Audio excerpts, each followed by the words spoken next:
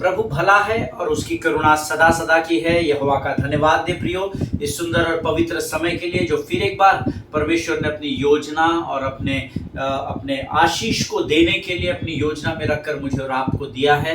यह पवित्र दिन जो यहोवा ने बनाया है और इसमें मुझे और आपको आनंदित और मगन होने की आज्ञा दी गई है। हालेलुया।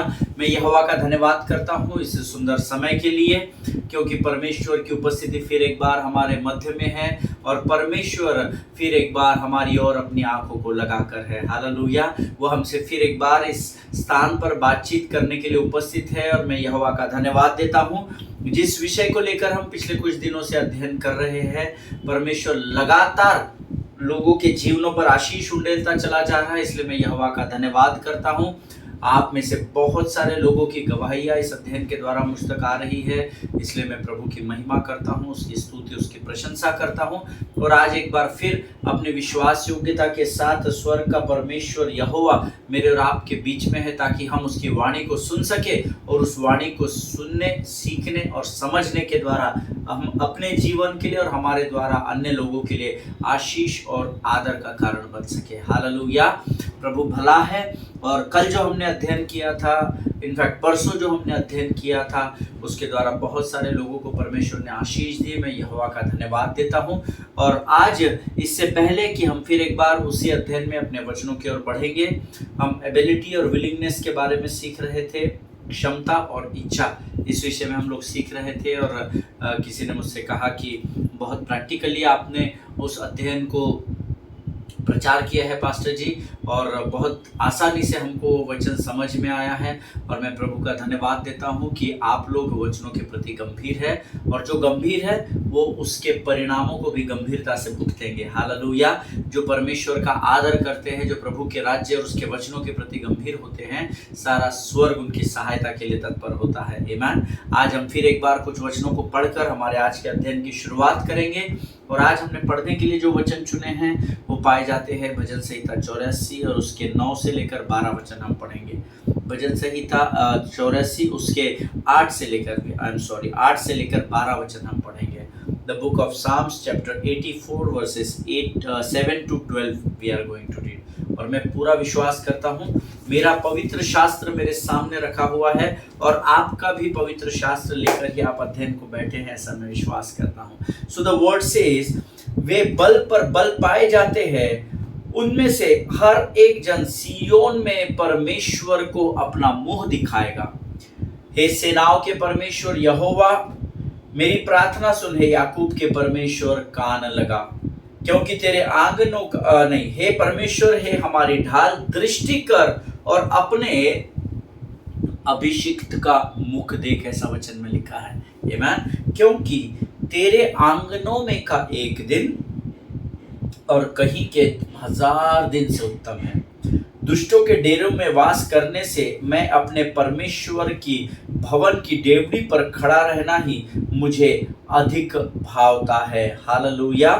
क्योंकि यहोवा परमेश्वर सूर्य और ढाल है, यहोवा अनुग्रह करेगा और महिमा देगा, और जो लोग खरी चाल चलते हैं उनसे वह कोई अच्छी वस्तु रख न छोड़ेगा। हे सेनाओं के यहोवा, क्या ही धन्य है वह मनुष्य जो तुझ पर भरोसा रखता है। हालेलुया। प्रभु भला है और इन वचनों के लिए हम यहोवा का धन्यवाद दे। जितने लोगों ने मेरे साथ इस वचन को पढ़ा है, परमेश्वर आपको बड़ी बरकत और बड़ी आशीष दे। वे बल पर बल पाते जाते हैं। कौन? तो उसके ऊपर के वचन अगर आप पढ़ेंगे तो आपको पता चलेगा, जो यहोवा के भय में रहते हैं, जो यहोवा की आज्ञा का पालन करते हैं, वे बल पर बल प्राप्त करते चले जाएंगे। उनमें से हर एक जन सिय्योन में परमेश्वर को अपना मुंह दिखाएगा। हालेलुया। जितनों ने परमेश्वर के भय में रहना सीखा है, वो प्रत्येक भाई, वो प्रत्येक बहन, जवान, स्त्री, पुरुष, बच्चा, बूढ़ा, हर व्यक्ति जिसने यहोवा के भय में जीवन बिताया है, जिसने प्रभु में उद्धार पाया है, बपतिस्मा पाया है और यहोवा की आज्ञा का पालन किया है, वो हर उस सिय्योन में जो नया यरूशलेम जो है, जो स्वर्ग में मेरे और आपके लिए यीशु मसीह ने तैयार किया है, हर व्यक्ति अपना मुख वहां परमेश्वर को दिखाएगा। ये परमेश्वर का वायदा है। हालेलुया। हे सेनाओं के परमेश्वर यहोवा मेरी प्रार्थना सुन, हे याकूब के परमेश्वर कान लगा। हालेलुया। हमारी प्रार्थनाओं के विषय बहुत इंपॉर्टेंट होते हैं। आप लोगों की प्रार्थनाओं के, मेरी प्रार्थनाओं के, हम धर्मी लोग जो कहलाते हैं, हमारी प्रार्थनाओं के विषय जो है वो अक्सर संसार के विषयों से ही मेल खाते हैं। ये दे दे प्रभु, वो दे दे, पास कर दे, नौकरी दे दे, छोकरी दे दे, गाड़ी दे दे, मोटर दे दे, बंगला, ये तो दुनिया मांग रही है। लेकिन हमारे प्रार्थना के विषय ये होने चाहिए, हे परमेश्वर मेरी प्रार्थना सुन, हे याकूब के परमेश्वर मेरी प्रार्थनाओं की ओर कान लगा। स्वर्गीय वस्तुओं को मांगना सीखे तो संसार की आशीष आपका पीछा करती चली जाएगी। हालेलुया। हे परमेश्वर, हे हमारी ढाल, दृष्टि कर और अपने अभिषिक्त का मुख देख, ये आपकी प्रार्थना होनी चाहिए। प्रभु, जब मैं तुझसे प्रार्थना करता हूँ पिता, मैं चाहता हूँ कि तू मेरे मुख की ओर अपने ध्यान को लगा कर रखे। हम कहते हैं प्रभु, जब मैं प्रार्थना करता हूँ तो मैं चाहता हूँ ये जो मैंने खुद के लिए घर मांगा है तो उसका उत्तर दे। नहीं, वो परमेश्वर आपको ऐसे ही दे देगा। आमीन। प्रार्थना का विषय बहुत इंपॉर्टेंट होता है कि आप किस विषय को लेकर प्रार्थना करते हैं। आमीन। क्योंकि तेरे आंगनों में का एक दिन कहीं के अर्थात संसार के 1000 दिनों से उत्तम है। Hallelujah. So this is the calculation of and the difference between the kingdom of God and the kingdom of man. ये स्वर्ग और पृथ्वी के बीच का मैथमेटिकल कैलकुलेशन है। स्वर्ग का एक दिन पृथ्वी के 1000 दिन के बराबर होता है। तो सोचिए, अगर एक दिन पृथ्वी पर आप प्रभु का मंदिर या प्रभु की उपस्थिति से बाहर हो जाते हो, इसका अर्थ है कि आप कितने 1000 साल परमेश्वर से की उपस्थिति से दूर हो जाते हो, अकॉर्डिंग टू हेवनली कैलकुलेशंस। आमीन। कभी प्रभु ने अगुवाई की तो आप प्रार्थना कीजिएगा। इस भजन संहिता 84:10 पर हम पूरा एक अध्ययन सीखेंगे कि बाहर के 1000 वर्ष से उत्तम परमेश्वर की संगति का एक दिन होता है। हालेलुया। दुष्टों के डेरों में वास करने से अपने परमेश्वर के भवन की डेवड़ी पर खड़े रहना मुझे अधिक भावता है। Hallelujah. Such a powerful word. कितना अद्भुत और सामर्थ्य वचन है जो दाऊद यहाँ पर लिख रहा है कि दुष्टों की संगति में बैठने से अच्छा है, दुष्टों की मेज पर से खाने से अच्छा है मैं परमेश्वर की डेवड़ी पर अर्थात उसके मंदिर की सीढ़ी पर खड़ा रहना मेरे लिए भला है। हालेलुया। क्यों भला है?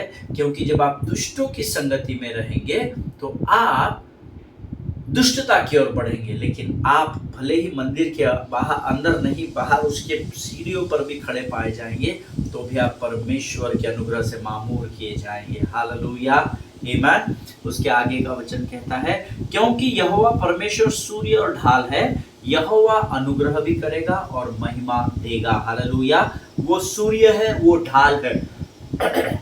तो जो लोगों को ये समस्या है संसार में कि सूर्य और चंद्र भगवान है, तो मैं आपको बताना चाहता हूँ कि उस सूर्य और चंद्र को जो बनाता है वो यहोवा परमेश्वर है। हालेलुया। जो मेरा पिता कहलाता है, क्योंकि वही ढाल है, वही सूर्य है। इस पृथ्वी में जो कुछ भी है वो सब कुछ उसका है। हालेलुया। और जो लोग खरी चाल चलते हैं उनसे वो कोई अच्छी वस्तु रख न छोड़ेगा। आमीन। ये परमेश्वर यीशु मसीह का वायदा है। हालेलुया। जो लोग खरी चाल चलते हैं उनसे वो कोई अच्छी वस्तु, परमेश्वर खुद ये वायदा करता है, तुम सिर्फ मेरे मार्गों पर चलो, सत्य के मार्ग पर चलो, खरी चाल को चलो, तो पृथ्वी की कोई भी आशीष मैं तुम्हारे लिए स्वर्ग में रोक कर नहीं रखूंगा, परंतु सारी आशीषों का आनंद तुम जीवन के जीते समय इस पृथ्वी पर लेने पाएंगे। हालेलुया। ये यीशु मसीह का वायदा है और हम सब जानते हैं कि मेरा परमेश्वर और आपका परमेश्वर यीशु नासरी कभी झूठ नहीं बोलता है। हालेलुया। उसके बाद का वचन कहता है, हे सेनाओं के यहोवा, क्या ही धन्य है वह मनुष्य जो तुझ पर भरोसा रखता है। अर्थात आपको और मुझे प्रभु कहता है, उस मनुष्य को मैं धन्य कहता हूँ जो हर परिस्थिति में मुझ पर भरोसा रखता है। हालेलुया। आप में से कितने लोग उस पर भरोसा रखते हैं मुझे पता नहीं, लेकिन जो यहोवा पर भरोसा रखता है, विश्वास रखता है, उस पर आशा लगा कर रखता है, उस व्यक्ति को, उस भाई या उस बहन को स्वर्ग का परमेश्वर धन्य व्यक्ति कहता है। हालेलुया। परमेश्वर इन पढ़े हुए वचनों के द्वारा हम में से प्रत्येक को आशीष दे। ये समय है जब हम अपने सिरों को झुकाएंगे, जब हम अपना समर्पण परमेश्वर को करेंगे और हम सब मिलकर परमेश्वर को धन्यवाद के बलिदान चढ़ाएंगे, क्योंकि उसने इस वचन को पढ़ने में आज हमारी सहायता और मदद की है। हालेलुया। Let us pray. खुदावन प्रभु यीशु मसीह के मीठे मधुर सामर्थ्य और जीवित नाम के लिए हम फिर एक बार तुझे धन्यवाद देते हैं। तो विश्वास योग्य परमेश्वर है, तेरे तुल्य और कोई नहीं राजा। प्रभु जी हम धन्यवाद देते हैं आज के सुंदर और पवित्र दिन के लिए। सुबह से अब तक हमको संभाल कर रखा प्रभु जी, और अभी ये समय तूने हमको दिया राजा, ताकि हम इन वचनों को पढ़ सके प्रभु जी, जिसमें तू कहता है तू अनुग्रह देगा, तू महिमा करेगा, क्योंकि सूर्य और ढाल तू ही है परमेश्वर पिता। प्रभु जी हम धन्यवाद देते हैं प्रभु, दुष्टों की संगति में रहने से अच्छा हमें तेरी देवड़ी पर, तेरे सीढ़ियों पर खड़े रहने की सामर्थ्य बुद्धि दे राजा, ताकि हम तेरी उपस्थिति में लगातार बने रहे और बढ़ते चले जाने पाए प्रभु जी। आज जो वचन तू हमारे मध्य में लेकर आया, उसको स्वीकार करने, स्मरण करने और ग्रहण करने की सामर्थ्य, बल और बुद्धि और ज्ञान से तू हमें भर राजा। प्रभु जी जितने लोग इस समय वचन को सुन रहे हैं, इनकी सुनी अनसुनी प्रार्थनाओं का उत्तर तू दे राजा। प्रभु जी हम धन्यवाद देते हैं इस सुंदर समय के लिए, अपने आप को यीशु मसीह के लहू में सुरक्षित करते हैं। जीवन की तमाम आशीषों के लिए तुझे धन्यवाद देते हैं, और इस विनती को धन्यवाद और पूरे विश्वास के साथ हमारे उद्धारकर्ता जीवित परमेश्वर यीशु नासरी के मीठे, पवित्र और सामर्थ्य नाम में मांगते प्रभु, सुनिए और बड़ी दया से ग्रहण करें। आमीन। हालेलुया। मेरा विश्वास है आप सब लोग वचन सुनने के लिए तैयार है, तत्पर है। कल हमने कुछ अद्भुत बातों को सीखा था। मैंने आपसे कहा था, जब भी कोई व्यक्ति, जब भी कोई मनुष्य आपसे किसी बात की वाचा बांधता है, प्रॉमिस करता है, कसम खाता है, तब दो बातें आपको उसके जीवन में समझना या परखना जरूरी होती है। एक उसकी क्षमता, दूसरी उसकी इच्छा। One is ability and second is willingness. उसके लिए मैंने कल आपको एक उदाहरण दिया था। अगर जैसे मैंने आपको एक रियल स्टोरी बताया था, मेरे चर्च में मुझे किसी ने कहा कि पास्टर जी क्या आज आप घर जाते समय हमको ड्रॉप कर देंगे? तो मैंने बड़े चाव से, बड़े उत्साह से कहा, yes I will drop you, no worries uncle and aunty. कोई डरने की बात नहीं है, कोई चिंता की बात नहीं है, मेरे पास गाड़ी है, मैं आपको घर जाते जाते छोड़ दूंगा।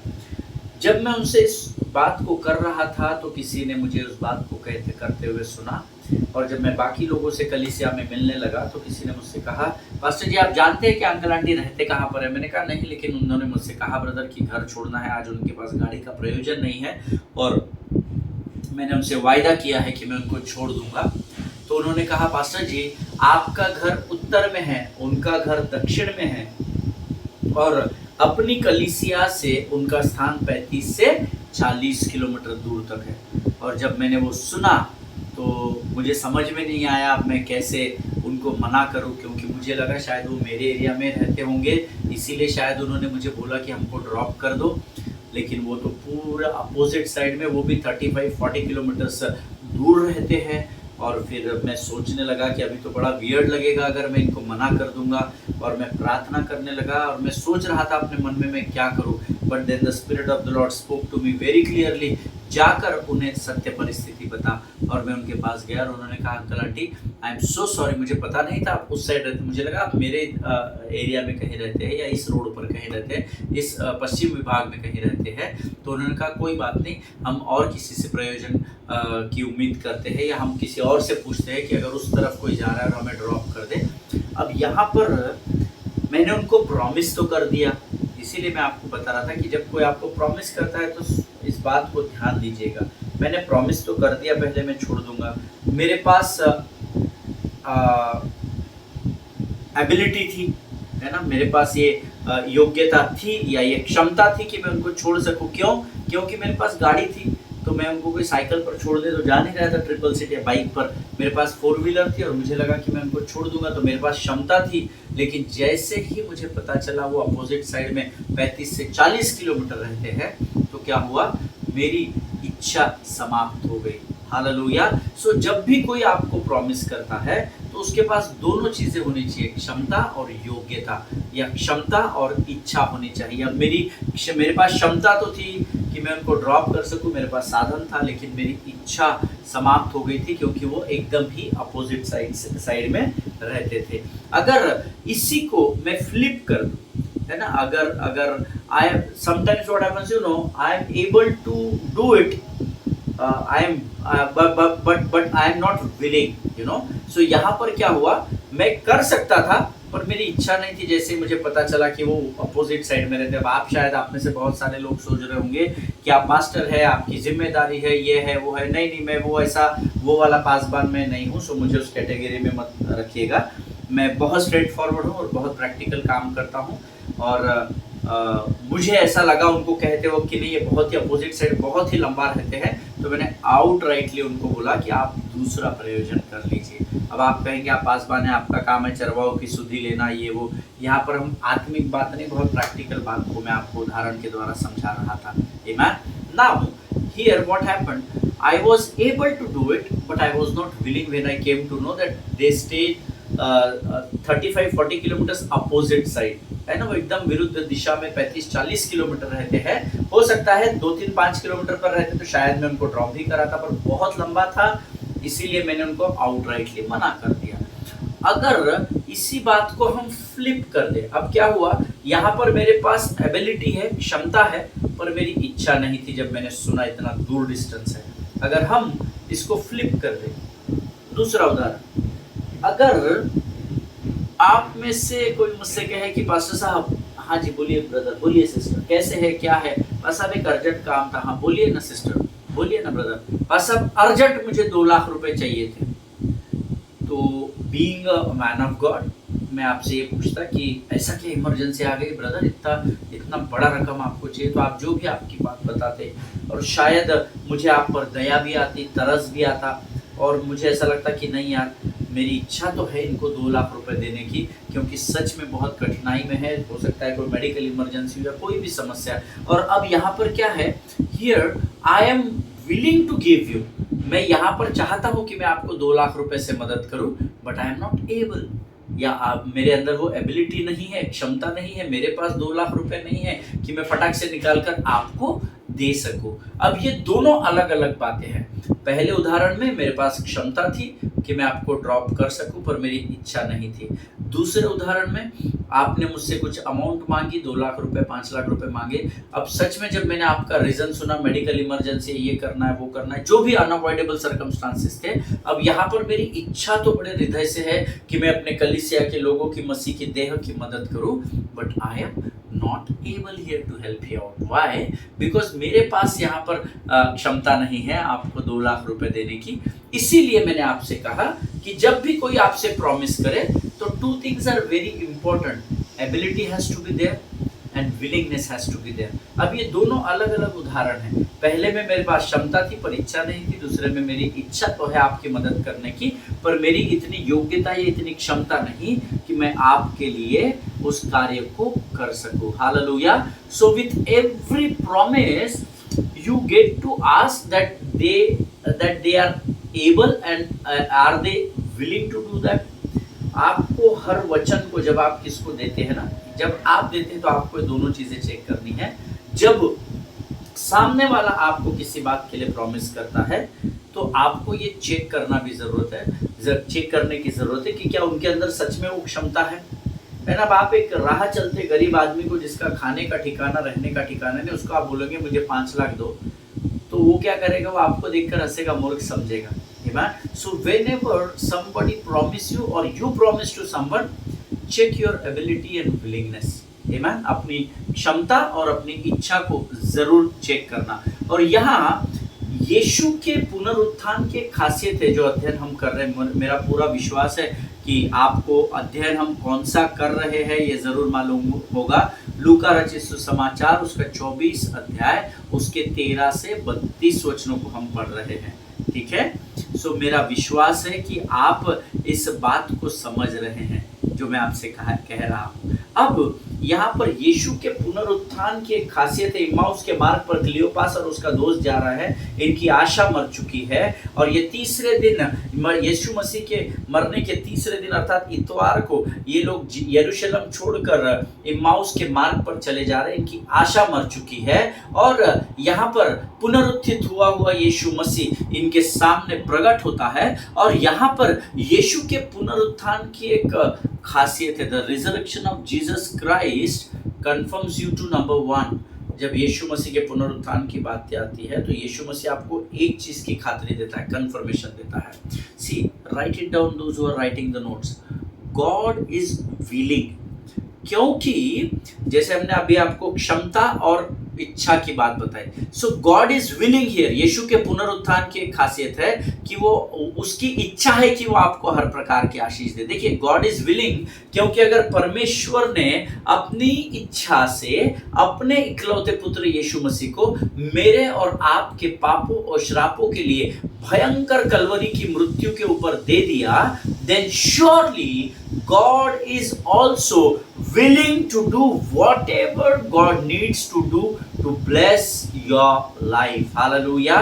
अगर परमेश्वर यीशु मसीह ने उसकी इच्छा, अगर परमेश्वर यहोवा ने पिता ने उसकी इच्छा के अनुसार अपने इकलौते पुत्र को मेरे और आपके पापों और श्रापों के लिए उस भयंकर कलवरी पर दे दिया, तो वो परमेश्वर की ये भी इच्छा है कि वो आपको जो चाहे वो आशीष से आशीषित कर सके या मामूर कर सके। Hallelujah. And God is willing to do that. और ये परमेश्वर की इच्छा है कि आप इस पृथ्वी पर अपने अधिकार को लेकर चले। Hallelujah. This is God's will. Always remember, this is not your effort, this is not your intelligence और this is not your power, but this is God's will that you should rule over the world. Hallelujah. ये परमेश्वर की इच्छा है कि आप इस पृथ्वी पर राज्य करें, अधिकार करें। And God is not only willing, beloved people of God, but Bible says he is able God. Hallelujah. उसकी केवल इच्छा नहीं है कि आपको वो संसार की सारी आशीषें दे, परंतु उन सारी आशीषों को देने के लिए वो सक्षम परमेश्वर है। He is able God to fulfill all our needs in this earth. Hallelujah. इस पृथ्वी पर हमारी जीवन की हर एक इच्छा को पूर्ण करने के लिए वो सक्षम और योग्य और एबल गॉड है। हालेलुया। आमीन। इस बात को हमेशा ध्यान में रखिएगा। परमेश्वर की सिर्फ इच्छा नहीं है कि वो आपको आशीष से भरे, लेकिन परमेश्वर उन आशीषों को देने में योग्य और सक्षम परमेश्वर है। Hallelujah. And if that is proven in the resurrected Christ, और अगर इस बात को परमेश्वर ने अपने पुनरुत्थान के जीवन में अगर इसको प्रकट कर दिया है, then why did these two men leave on the third day from Jerusalem? तो प्रश्न ये है कि अगर परमेश्वर की इच्छा है कि वो पूरे चेलों को और सारे यरूशलेम को आशीष दे, और परमेश्वर उन आशीषों को देने के लिए अगर सक्षम भी है, तो फिर ऐसी क्या बात हो गई कि ये जो दो लोग थे, वो जिसमें से एक का नाम क्लियोपास और दूसरे का नाम दिया नहीं गया है, ये दो लोग उस तीसरे दिन यरूशलेम को छोड़कर इम्माउस के मार्ग पर चल पड़े? इसका क्या कारण है? The reason behind it is they did not want to wait। और आज मैं आपको बहुत ब्लंटली इस बात को बताता हूँ, ये दो लोग जिसमें से एक का नाम क्लियोपास और दूसरा का मेंशन नहीं किया गया है, जबकि परमेश्वर की इच्छा है कि वो इनको आशीष दे, और परमेश्वर उस हर एक आशीष को देने में सक्षम है। That means God is willing and God is able to fulfill all the needs of their life, but then still the Bible says on the third day, तीसरे दिन वो लोग यरूशलेम को छोड़कर चले गए। अब प्रश्न है क्यों चले गए? The answer is very simple, because they did not want to wait। Hallelujah. वो परमेश्वर की प्रतीक्षा नहीं करना चाहते थे, वो परमेश्वर पर ठहरे नहीं रहना चाहते थे। और आज हमारे बीच में ऐसे बहुत से लोग हैं जो परमेश्वर की प्रतीक्षा नहीं करते हैं, जो परमेश्वर पर रुके रहना या ठहरे रहना नहीं चाहते। यकीन जानिए, वो मनुष्य नहीं है, वो परमेश्वर है। उसकी इच्छा है कि आप इस पृथ्वी पर के सर्वोत्तम बातों के भागीदार हो, और उन आशीषों को, सर्वोत्तम आशीषों को देने के लिए वो सक्षम परमेश्वर है। लेकिन उसके बावजूद भी मेरे और आपके जैसे कई धर्मी इस पृथ्वी पर पाए जाते हैं जो उसकी प्रतीक्षा करने के लिए तैयार नहीं है। हालेलुया। जिस संसार में मैं और आप रहते हैं, उस संसार ने अपनी एक समझ को बना लिया है। They have their own thoughts. संसार ने अपने एक मन में अपने एक समझ को गाड़ लिया है या पक्का कर लिया है कि जब कोई इंसान किसी बात की प्रतीक्षा में लगा रहता है तो जरूर कुछ ना कुछ गड़बड़ है। जब कोई इंसान किसी बात की प्रतीक्षा में लगा रहता है तो जरूर इसने कुछ तो भी गड़बड़ किया, इसके जीवन में कुछ तो भी गड़बड़ है। आमेन। फॉर एग्जाम्पल, अगर मैं अब अपना प्रचार बंद कर दूं और मैं सिर्फ स्क्रीन की ओर देखता रहूं, इधर देखता रहूं, उधर देखता रहूं, उधर देखता रहूं, एक भी शब्द ना बोलूं, तो आप क्या सोचेंगे? पास्टर साहब के ऑफिस में कुछ तो भी गड़बड़ी चल रही है, इसीलिए वो कुछ बोल नहीं रहे। कोई आ गया है इसीलिए वे कुछ बोल नहीं रहे हैं। ये समझ संसार में बना ली है। हालेलुया। और इस संसार की सोच को बहुत सारे मसीहों ने बड़ी आसानी से ग्रहण कर लिया है। Because when you are waiting for something, then people thinks that something is wrong. कुछ ना कुछ इनके जीवन में गड़बड़ है, क्योंकि इतने ठहरे हुए कैसे हैं? अगर ये किसी बात की प्रतीक्षा कर रहे हैं तो कुछ गड़बड़ है। Hallelujah. Our world has conditioned us to believe that if you are waiting then something is wrong. Hallelujah. अगर आप किसी बात के लिए ठहरे हैं तो जरूर कुछ ना कुछ गड़बड़ है, ऐसा संसार ने तय कर लिया है। अगर अभी मैं प्रचार करते समय रुक जाऊं या कैमरे की तरफ देखता रहूं तो आप में से बहुत लोग अज्यूम करेंगे कि मेरे साथ यहाँ पर कुछ गलत हो रहा है। Am I right? क्या मैं सच बोल रहा हूँ क्या? अगर मैं ऐसे 2 मिनट चुप रहूंगा, आपको देखते रहूंगा, तो आप क्या करेंगे? आप ये सरमन बंद कर देंगे, दूसरा कुछ सुनना या देखना शुरू कर देंगे, क्योंकि आपको लगेगा शायद पास्टर साहब किसी मुसीबत में हैं या कुछ तो भी गलत वहां पर हुआ है, इसीलिए ये सिर्फ देख रहे हैं पर बोल नहीं रहे हैं। ईमान। अलग अलग विचार आपके मन में आएंगे। शायद ऑडियो बंद हो गया है, शायद टेक्निकल एरर है, या कोई आ गया है, या कोई इनको सामने से धमका रहा है, पता नहीं आपके मन में क्या आएगा। बिकॉज ये इम्माउस के मार्ग पर ये 2 लोग इसलिए निकल पड़े क्योंकि इनको वेट नहीं करना था, प्रभु पर ठहरे नहीं रहे ये लोग, और उसके कारण इनका विश्वास जाता रहा, और विश्वास की कमी घटी के कारण इनका जो परमेश्वर पर ठहरे रहने का समय था उससे ये बाहर आकर ये दूसरे मार्ग पर चल पड़े थे। Hallelujah. There are many people in the midst of us those who don't like to wait on God. और मैं आपको ये बात बहुत सीधे और स्ट्रेट बता रहा हूँ। आपको शायद हो सकता है प्रभु इस वचन के द्वारा, I don't know whom I am preaching here, but this is a very convicted word that there are people who are listening to this word. इनमें से ऐसे बहुत सारे लोग हैं जो परमेश्वर पर ठहरे रहना नहीं चाहते। कितने साल हो गए? 10 साल हो गए, 5 साल हो गए, 10 साल हो गए, 15 साल हो गए, और कितना वेट करना पड़ेगा? आप झूठ तो नहीं बोल रहे? मेरे साथ ऐसा तो नहीं हो जाएगा, मेरे साथ वैसा तो नहीं हो जाएगा? हम अपनी बुद्धि कितना वेट। अरे बाप रे, अब्राहम ने 25 वर्ष वेट कर लिया इसहाक की प्राप्ति के लिए। आमीन। आप परमेश्वर पर ठहरे नहीं रहना चाहते, इसीलिए आप गड़बड़ी में गलत निर्णयों को ले लेते हैं, जिसका भुगतान आपको जीवन भर करना पड़ता है, और परमेश्वर भी आपकी सहायता उसमें नहीं कर पाता है, क्योंकि परमेश्वर ने अब ये पवित्र शास्त्र मुझे और आपको दे दिया है ताकि हम इसको पढ़कर, समझकर, इस पर मनन अध्ययन करके जीवन की गहरी बातों को प्रभु के वचन से प्राप्त कर सके। Hallelujah. And to be very honest, I want to tell you, and this is truth, this is not manipulation, this is truth, that we don't like to wait on God. हम परमेश्वर पर ठहरे रहना हमको पसंद नहीं है। हमको लगता है फट से मंडे प्रार्थना के, फट से ट्यूसडे हमको आंसर मिलना चाहिए, यहाँ मैंने फ़ोन कॉल कर दिया वहाँ काम होना चाहिए। आप देखिए, मनुष्य का पेशेंस का लेवल का एक बहुत छोटा उदाहरण मैं आपको बताता हूँ। आपको कहीं जाना है और आपको दूर से ऊपर से सिग्नल दिखता है कि आपका सिग्नल ग्रीन हुआ है, और जैसे ही सिग्नल ग्रीन हुआ है आप स्पीड बढ़ाते हैं गाड़ी की या कार की, और जैसे तैसे करके मैं सिग्नल में निकल जाऊं, और by the time you reach to that circle और स्क्वायर, वो सिग्नल पूरा रेड हो जाता है, येलो भी नहीं रहता, रेड हो जाता है, और आपको वहां रुकना पड़ता है। और मैं आपको बताऊं, वो जो 1.1 मिनट और जो भी आपका जो भी टाइम वहाँ 1 या 2 मिनट का रुकने का होता है, उसमें आपका पेशेंस खत्म हो जाता है। और उसके बाद एक और उदाहरण बताता हूँ, उसी सिग्नल पर जब आपको वापस से ग्रीन लाइट मिल जाता है और अचानक से सामने की गाड़ी बंद पड़ जाती है, तो आपको इतनी जल्दी मची होती है कि आप पाँव पाँव पाँव पाँव पाँव पाँव हॉर्न बजाते हैं, रिवर्स लेने को देखते हैं, साइड से काट करके ओवरटेक करके जाने को देखते हैं।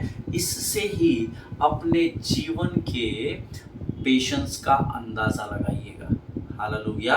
परमेश्वर तो कहता है जो यहोवा की बाट जोहते हैं वे नया बल प्राप्त करेंगे। हम तो यहाँ 2 मिनट की प्रतीक्षा सिग्नल पर नहीं कर सकते जी, और हम यहोवा की बाट जोहने की बात कर रहे हैं। हालेलुया। लेकिन परमेश्वर का धन्यवाद हो, that is his willing that we should wait upon him and he is able to bless each one of us. Hallelujah. वो मनुष्य नहीं है, उसकी इच्छा है कि हम उसकी प्रतीक्षा करें, उस पर ठहरे रहे, क्योंकि वो हर एक आशीष देने के लिए he is able God. Amen. Hallelujah. जिनके सुनने के कान हो वो सुन ले प्रभु क्या कहना चाहता है। Amen. प्रियो, इसका एक ना पेशेंस का उदाहरण दूंगा मैं आपको, है ना। देखिए, write it down as I am winding up today. आज मैं इस अध्ययन को भी यहाँ समाप्त कर रहा हूँ।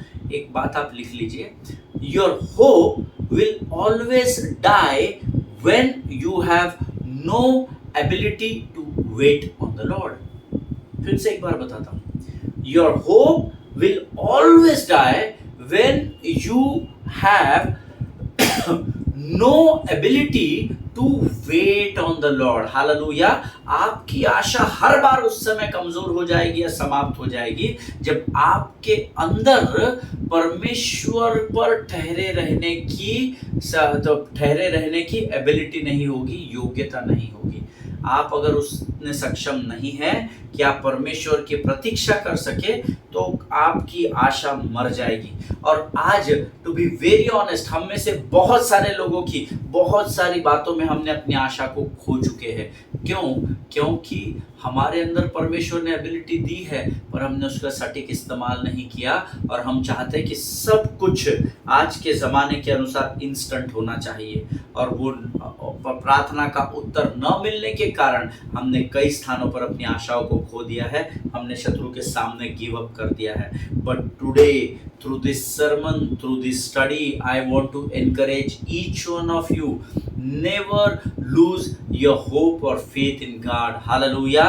कभी भी अपनी आशा को खोइएगा नहीं, क्योंकि वो परमेश्वर जिसकी इच्छा है कि हम उस अपनी प्रार्थना का उत्तर प्राप्त करें, वो हमारी प्रार्थना का उत्तर देने में सक्षम परमेश्वर है।